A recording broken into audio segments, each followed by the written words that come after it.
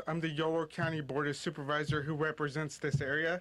First and foremost, I'd like to thank the Governor Gavin Newsom, and his whole entire team that is here today for coming out to Yolo County in Dunnigan, California. I also like to acknowledge at this point in time Brian Stecker, who's the farmer that owns this land. I think he's coming in the gate or back there, who picked up his wife not too long ago. But thank you, Brian, for sharing your property and giving us a tour earlier today. We're all in this together. Since we took the necessary actions to protect our water supply in extreme drought conditions, Californians sacrificed and adapted. Over the past few years, the state has taken swift and strong action to boost water supply and capacity. And now, after winter storms dumped an unprecedented amount of rain or snow, and California, conditions have changed dramatically in many parts of the state since late December. In response to current conditions, the state is staying nimble, updating policies to best serve Californians while keeping a watchful eye on the future of our water supply. But we have to sober to the fact that it will take more than a single wet year for groundwater levels to recover in many parts of the state. Long-term water supply challenges remain, like the Colorado River and slow to recover groundwater supplies. Conservation has to be the way of life, and being water-wise is very important. And I'd like to turn it over to our CDFA Secretary, Karen Ross. Thank you, Supervisor. I appreciate your comments and the acknowledgement that we've been in an extreme drought. And as I stand here today, we also have parts of the state that are battling extreme flood waters. And we want to be mindful of the impacts to those people, not just what's happening in the field, but in the small towns, and just what it means to the people who are dealing with huge volumes of water. But as we face a hotter, drier future, what is happening here on this farm is something that with Governor Newsom's leadership, we are going to do more of, and that is protect and recharge our underground aquifers, taking advantage of those atmospheric rivers when they do come, capturing that water, moving it onto open fields and retention ponds like this so that it can infiltrate into our groundwater. That takes good planning, it takes investment, and it takes the infrastructure to be able to do it. Part of that planning is understanding what are the right places so that we're doing responsible underground recharge. The capacity of our aquifers for water storage, which is a part of our future, is 850 million acre feet. Right now, with all of our surface storage, we've got 50 million acre feet capacity. So you can see the challenge, but the opportunity is what's happening on this farm and what we want to make sure happens up and down the state of California. So far this year, the State Water Resources Control Board has approved the permit process for almost 800,000 acre feet of underground recharge to happen through the projects that have been approved. That just shows us that it is possible, even in a hotter, drier future, with good stewardship, being mindful of we're borrowing from the future. If we don't recharge our groundwater basins, we can take the actions today to preserve this precious resource for generations to come, for healthy communities, healthy agriculture, and for the good of the state of California. With that, I'd like to introduce my good friend and colleague, Secretary Garcia from the Environmental Protection Agency. Thank you. Thanks all. Really grateful to be here today on what is proving to be a gorgeous, sunny California day to share some, I think, much needed positive news. And thank you again to our hosts, not only for having us here today, but for the ingenuity of really capitalizing and leveraging these opportunities of the wets to build our resilience for the drier dries that we see. As you all know, conditions have changed dramatically in many parts of the state since late December. Winter storms have helped our snowpack and our reservoirs. We have seen Shasta fill significantly for the first time in years, bringing a lifeline of cooler temperatures to critical salmon. Mother Nature in many ways has given us a great gift. But as Secretary Ross said, we know that too many Californians are still experiencing risks to their livelihoods and their lives through these floods. And it's important that we are able to protect lives and livelihoods through groundwater projects such as those that we're seeing here today. Groundwater basins have also been depleted by years of overpumping and drought, and those will take time to recover. And the communities that rely on groundwater continue to need assistance and long-term support for infrastructure and planning. Our tribes and other government partners all across the state also continue to rely on our partnership and us on theirs in preparing for drought as well as flood impacts. Luckily for us, as Californians, we are guided by the leadership and steadfast resolve of our governor, who is willing to roll up his sleeves and steer us in the right direction time and time again through what I think we can all agree are uncharted waters. And again, today we've taken decisive action to act nimbly considering ever-changing conditions. I want to note that today's announcement is rooted in carefully managing the many impacts that come from the whiplash we are all experiencing. Today's announcement builds on the governor's commitment to provide clean and safe drinking water to thousands of Californians who rely on groundwater supplies. It prioritizes key conservation, efficiency, and data collection so we stay apprised of changing conditions, and it preserves protections where we need them the most. In areas like the Klamath and Colorado River basins where groundwater remains depleted and where the benefits of recent storms have not been felt. Finally, it continues to support practices to enhance our resilience capacity, including where we are standing here today. I'm proud and honored to be here today for this announcement, and most importantly, to continue to engage in our work to protect our most vulnerable communities, our ecosystems, and our resilience. Thank you. And now I will turn it over to Secretary Wade Crowfoot. Thanks so much, Secretary Garcia. It has been an extraordinary winter of storms, of record snow, of bomb cyclones, and even tornadoes. Today, across the state, we have colleagues that continue to focus on preparing, pre-positioning, supporting communities dealing with these winter storms.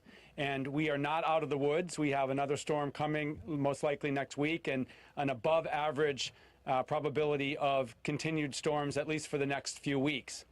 But as we move into April, this is the time of the winter where we traditionally communicate with water users across the state about what the rain and snow that we have received through the winter means for water supply moving forward. That's important for communities to plan water use during the coming dry months, as well as, of course, our agricultural communities to make planting decisions and their own planning for coming months. So this is a good news moment. Those storms have brought record amounts of water into our state in the form of rain and snow, and that means we are in much better condition with our water supply than we were in the fall. And so, as the governor will note, today we're marking or announcing both a significant increase in the allocation to our state water project contractors. So there are a set of water agencies across the state that receive water from our state-managed infrastructure. Those are the state water contractors. They provide water to 27 million Californians.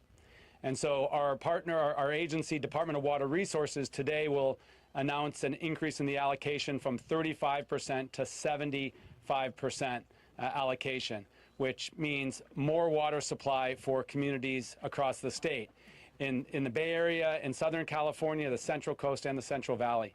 And as the governor will note, we're also taking this opportunity to modify the emergency drought proclamation, which is important at this time.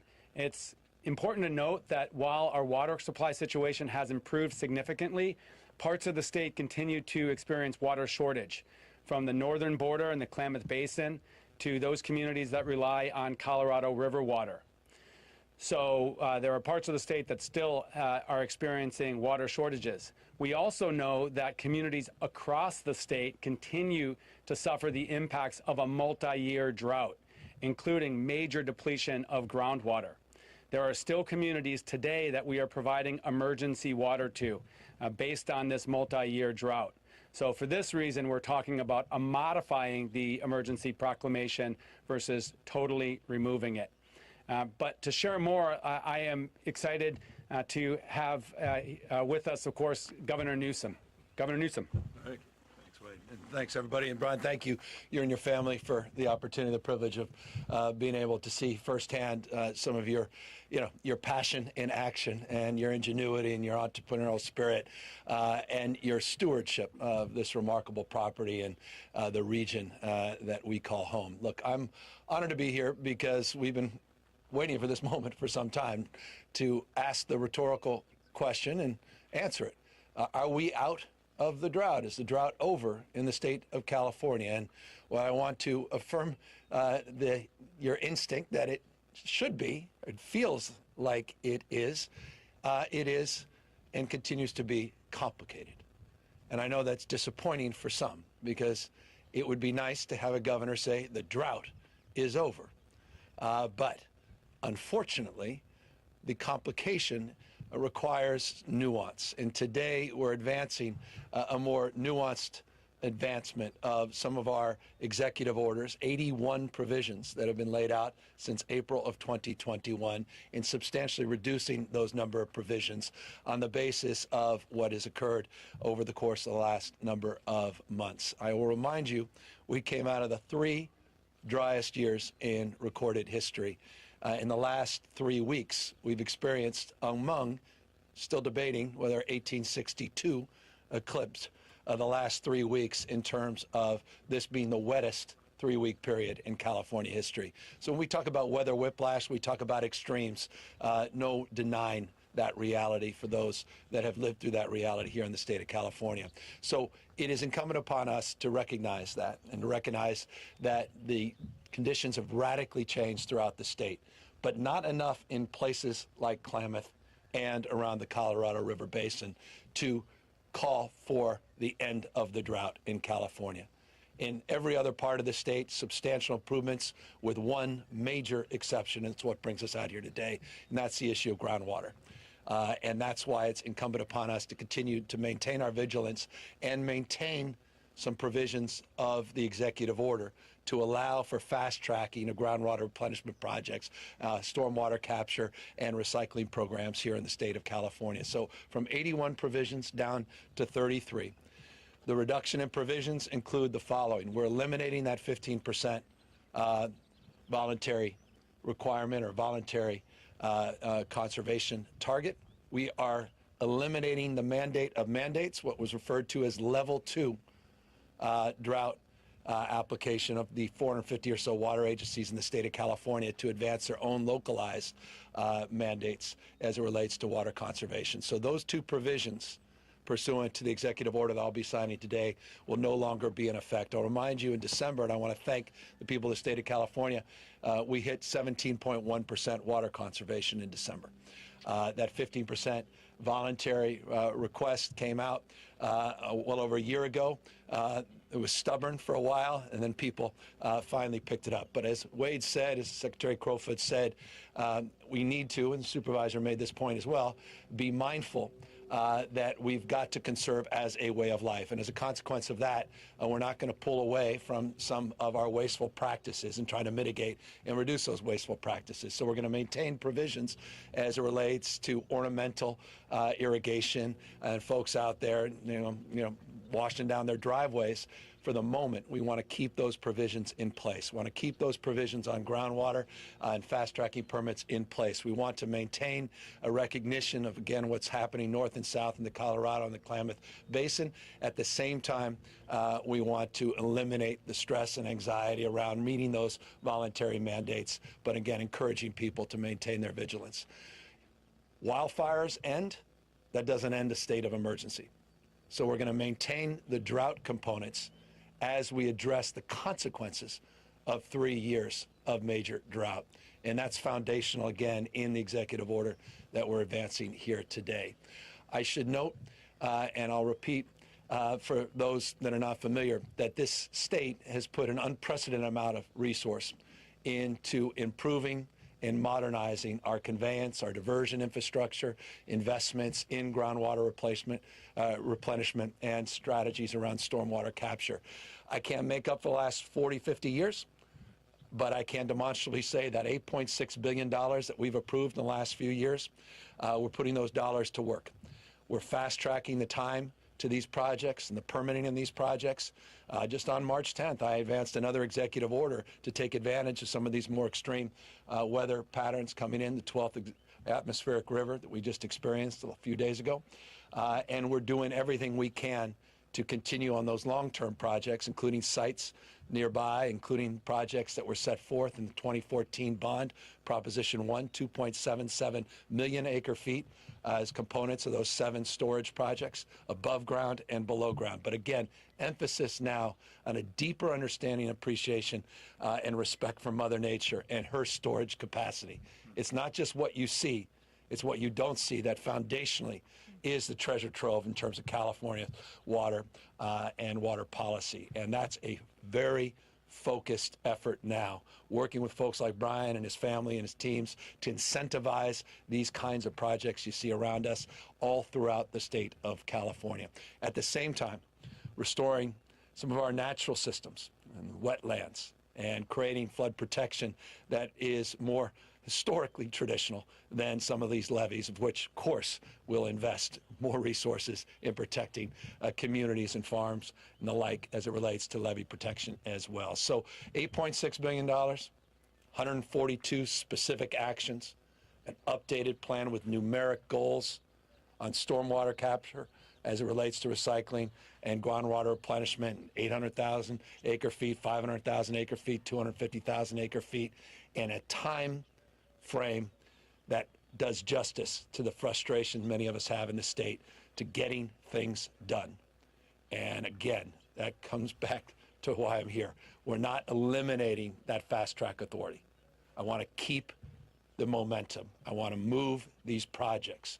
We have strike teams on these larger projects. We've got point people that are now accountable. We're trying to move whatever we need to move, be it federal, be it local, regional, rules and regulations in a responsible way, a respectful way to get these projects moving, including some of the larger diversion programs and modernization programs in this state, and be it St. Louis Reservoir and getting that 135,000 more acre feet, and working with the feds and continuing to work with Bureau of Reclamation and our partners at the federal government to do more in terms of the canal restorations and rehabilitation programs, et cetera. So that's why we're here. It's a milestone, but we're not fully out of the woods. But none of us, and I'll just close on this, none of us could have imagined, we were having this conversation yesterday, a few months ago, that we'd be where we are today. I don't think there was an expert that would have laid claim that this was possible. I mean, these are things you may have read about in the 1800s. But Mother Nature, as we say always, bats last, she bats 1,000. And we have to respect and recognize that we designed a water delivery system for a world that no longer exists. When we talk about the hot's getting a lot hotter and the wet's getting a lot wetter and the dry's getting a lot drier, it requires us to reimagine a water delivery, storage, and conservation system in this state. And I want the folks of California to know we take that seriously with a sense of deep urgency, mindful of how quickly conditions can change, and with a deep appreciation that the economy and the well-being and the livelihood and health and safety of millions and millions of Californians is at stake if we do not meet these moments and continue to maintain our vigilance. So with that, I will sign the executive order, and we will move forward in terms of processing these new provisions and eliminating many other provisions related. It's not that complicated, it's that easy. So with that, we are happy to answer any questions. Governor, this is Adam Beam from the Associated Press. You certainly have taken many actions to conserve water during the drought and during this recent period of storms. But there's some environmental groups that have criticized your management of the water, saying that it has come at the expense of fish and other endangered species. I know the commercial salmon fishing season is likely to close this year. And so I'm just wondering, with that in mind, do you feel that your policies have been, broad-based, or do you feel that they've done some harm to the environment? No, absolutely not. And please, and Adam, you know this well, that what occurs with the salmon, that happened 3 years ago. So anyone who suggests otherwise is being purposely misleading or unknowingly misleading. I think it's more the former often in terms of what I hear out there and some of the extreme statements that are made. We have experts advising us. I take these issues seriously. I'll take a backseat to no governor in the United States of America in terms of my environmental stewardship and passion. I take these very, very seriously. But we have a responsibility to one another to also recognize the nature of change. Things are not static. They're not the way they were 20, 30, 40 years ago. And so we have to be more nimble, we have to be more flexible, and that's exactly what our teams advised me to do. And I appreciate their advice, and we moved within weeks to make augmentations on the basis of, again, new storms coming in and the like. I should note, we have one conveyance project with many of these same groups opposed that could have captured some 228,000 acre feet just in the month of January that would have allowed us more stored water also for salmon and smelt, hatch, and other to make sure during those warmer months that we have cooler water and water flows. So no is the answer to the question. Hi, Mackenzie Mays with the LA Times. Why remove even the voluntary reduction? If it's already voluntary, what's sort of the expected impact out of that piece? Well, I want, when we need it, I want folks to know we need it. I don't want to live in a permanent state. I want a permanent state of a mindset of conservation. I think we've done that. Look, we came out of the last 5-year drought into this new year drought with substantially lower consumption of water. We made it a way of life. That's why it was even more difficult with these voluntary standards to go even further and deeper, and we finally got there in December. November, December, you really started to see those goals being met, 14+%, 17+% in December. But we're in a position where, on the basis of the localism that is ultimately driving these decisions, remember, that's what the level 2 plans were. It was a mandate of local mandates, not one size fits all. Not one size fits all. That a one size fits all policy at 15%, we don't believe is necessary at this moment, and we're not intending to. We just eliminated that provision with this executive order. Governor, thanks for taking the time. It's Eitan Wallace here with Nexstar, and I don't normally mention all the stations I report for, but just for today, it's KSWB at Fox 5 down in San Diego and KTLA in Los Angeles. The reason I mention it, because as you already mentioned, with the Colorado River, yep. For those folks, what do you want those folks to know, though, down in San Diego who rely on that, and also, I guess, Klamath as well, though, up there, about their situation and how this impacts them? Yeah, I mean, we're not out of the woods. Klamath, not out of the woods in the Colorado Basin. I was just down there with the team a few days ago in Imperial County. We were talking to some leaders in that region and only underscoring, highlighting the hydrology in that region and the unique conditions that persist. As you know, we're one of 7 states that are users, including Mexico, of the Colorado River. We've been negotiating terms of reduction in terms of the use of the Colorado River. We all agree universally that we need to reduce consumption. It's the application of how that we continue to pursue.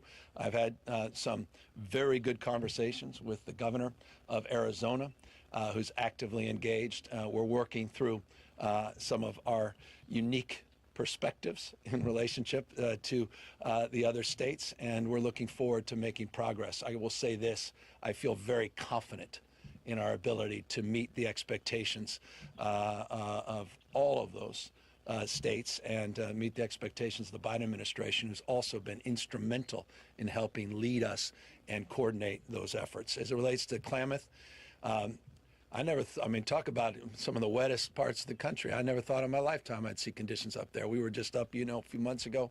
We're removing those dams, the largest river restoration, largest dam removal project in U.S. history. And we're mindful that we still have conditions there that are unique and distinctive from other parts of the state. Remember, I cannot repeat this enough. One of the critical lessons we learned from the last 5-year drought is each and every region in the state has unique conditions. And one of the principal recommendations that came in the after drought action report that was submitted to the legislature that I encourage everyone to read is when we move into a drought and we move into requiring new rules and regulations, we should move out of the drought similarly by looking at regions uniquely and distinctly. I will remind you that it was April of 2021 that I put near Mendocino County where we announced just a 2-county drought, and we kept expanding that based upon unique conditions.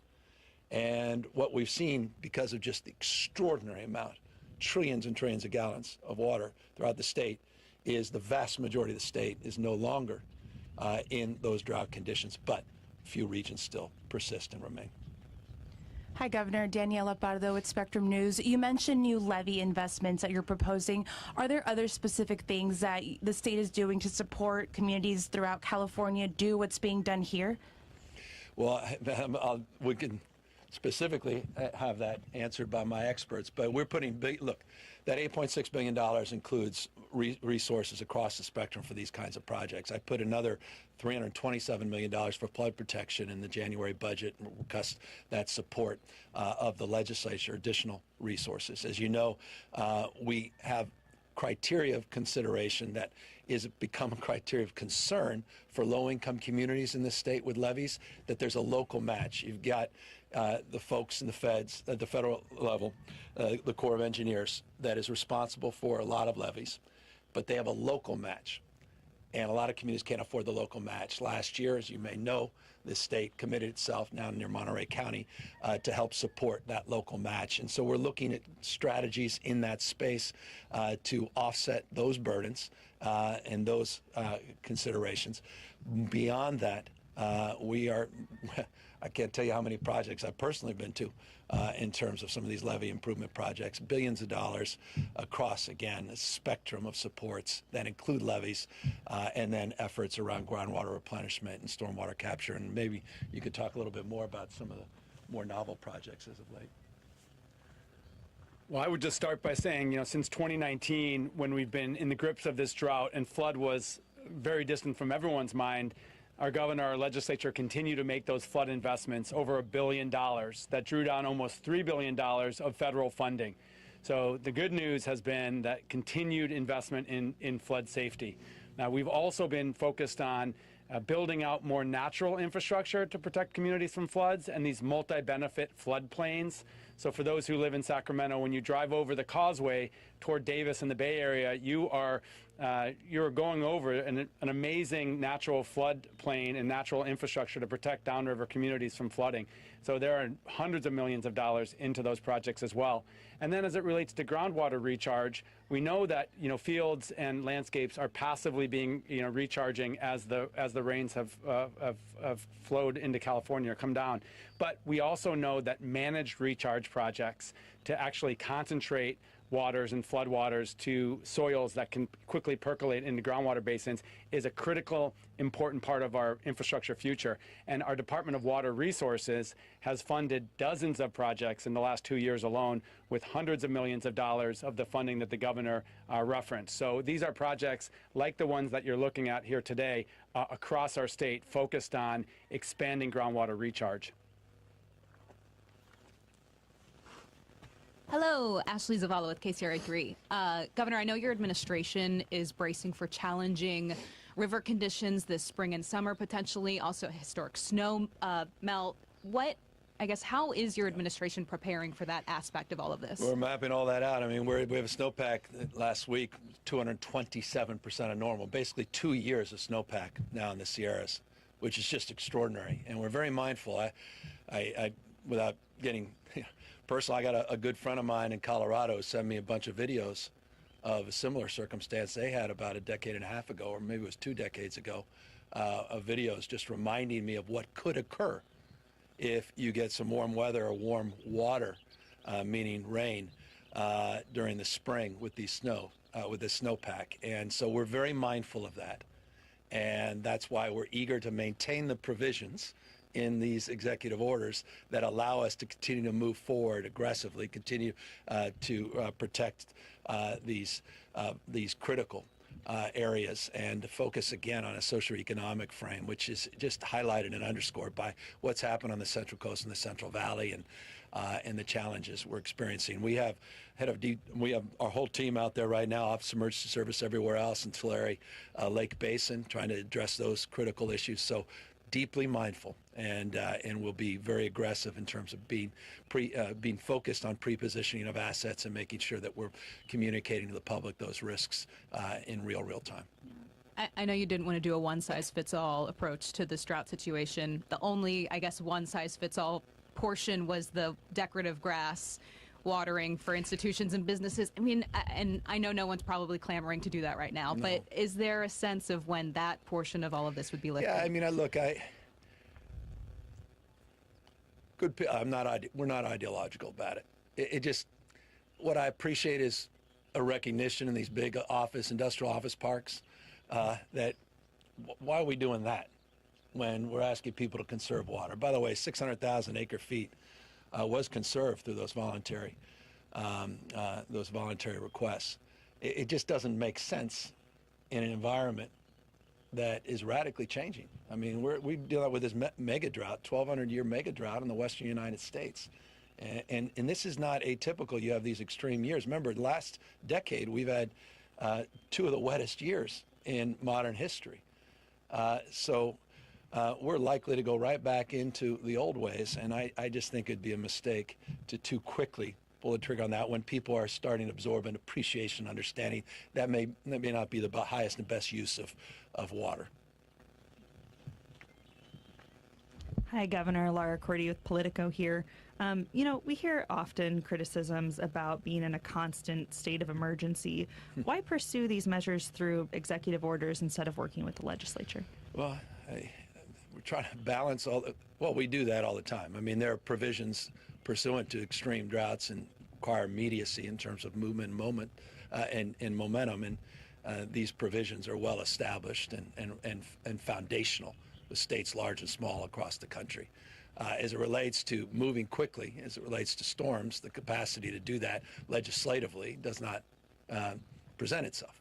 And so these provisions we think are appropriate on that basis. But legislature has been incredibly supportive of the vast majority of these principles, I think, across the aisle in terms of doing what we can to capture these extremes. And I think they'll see the wisdom, particularly on the groundwater side of this, to protect those provisions in our executive order going forward. And then another question. Your January budget proposal maintained most drought funding, but did not provide funding for flood protection organizations like the Central Valley Flood Protection Bureau we're asking for.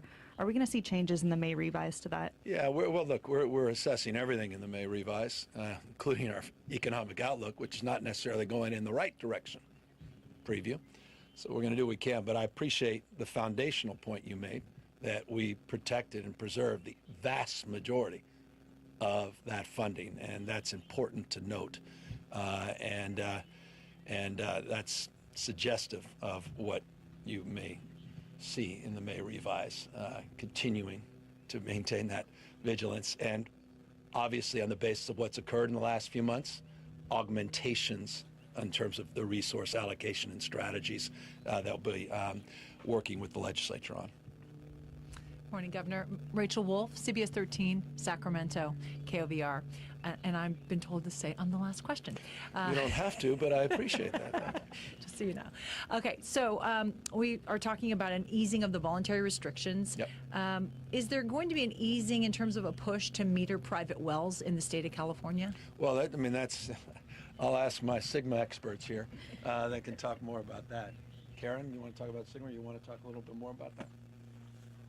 Well, I'll just say briefly, SGMA, the Sustainable Groundwater Management Act, passed in 2014, all focused on protecting this incredible resource we have below ground. In a regular year, up to 40% of our water supply we pump from the ground, and during drought, up to 60%. So we need to continue to bring our groundwater basins into sustainability for the future of California. And part of that is continuing to improve the measurement of our usage of groundwater basins. SGMA is all about local leadership, and so local communities are deciding how to manage the groundwater basins. And part of that is continuing to improve the measurement of how water is being used.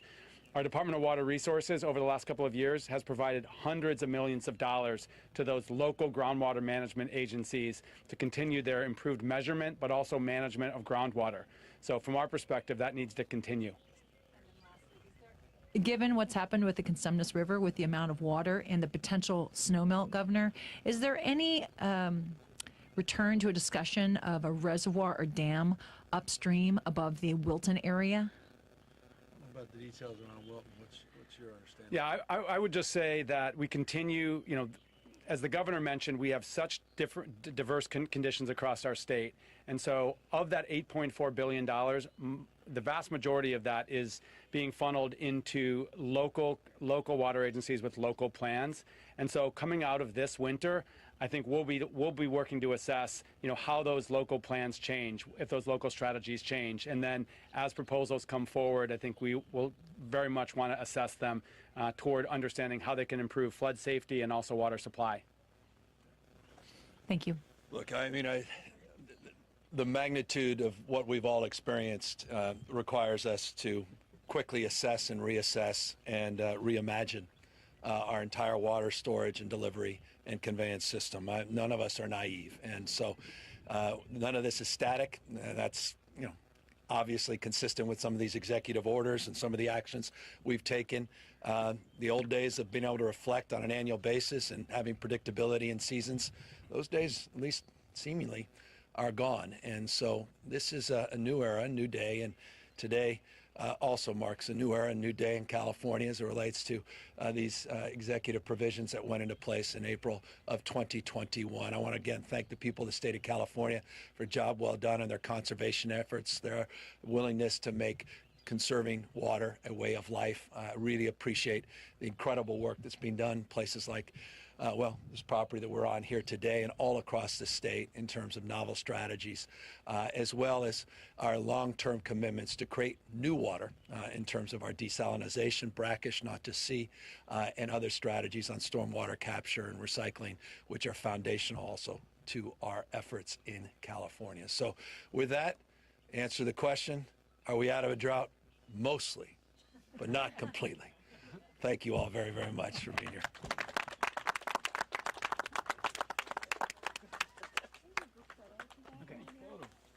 Mark the moment. Did it already end up? I just realized I didn't do this. April 21.